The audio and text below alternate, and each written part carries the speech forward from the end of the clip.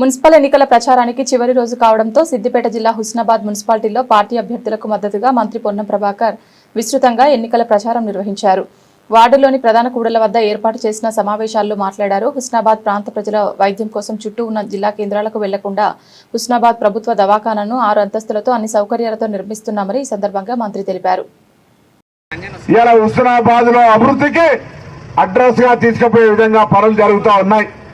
మీరు చూస్తా ఉన్నారు. ఇలా హుస్నాబాద్ కేంద్రంగా మన దవాఖానా 6 అంతస్తులతోటి పీజీ కాలేజీ పెద్ద పెద్ద డాక్టర్లతోటి ఈ ప్రాంత ప్రజలకు ఎవరికి ఇబ్బంది వచ్చినా వరంగల్కో కరీంనగర్కో సిద్దిపేటకో పోకుండా ఇక్కడనే దవాఖానా చూంచుకునే విధంగా ఆసుపత్రి అంత పెద్ద ఎత్తున డెవలప్మెంట్ చేస్తున్నారనే మాట మనం చేస్తా ఉన్నా. కాదన్నా ఎవడు బలవంతంగా సిద్దిపేటలో కలిపినా హుస్నాబాద్ కు కరీంనగర్ కు ఉన్న పేగబంధం వేరు. తప్పకుండా జిల్లాల పునర్వ్యవస్థీకరణ జరిగినప్పుడు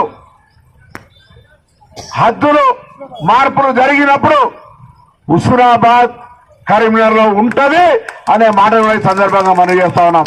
ఇది ప్రజల ఆకాంక్ష. ప్రజలు గతంలో సిద్దిపేటలో కలిపినారు, వ్యతిరేకించారు.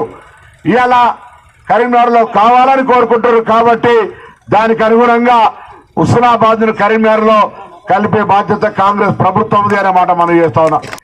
వాళ్ళెవరు వీళ్ళెవరో మాట్లాడుతున్నారు, మేము తెచ్చిన పైసలు ఇవాళ కళ్ళ ముందరే కనబడతా ఉన్నాయి.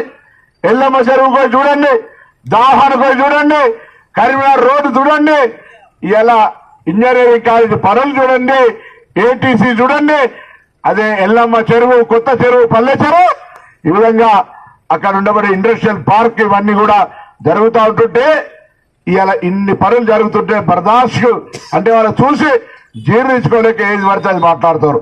అమ్మా, అభివృద్ధి నా బాధ్యత, ఆశీర్వదించే బాధ్యత మీది.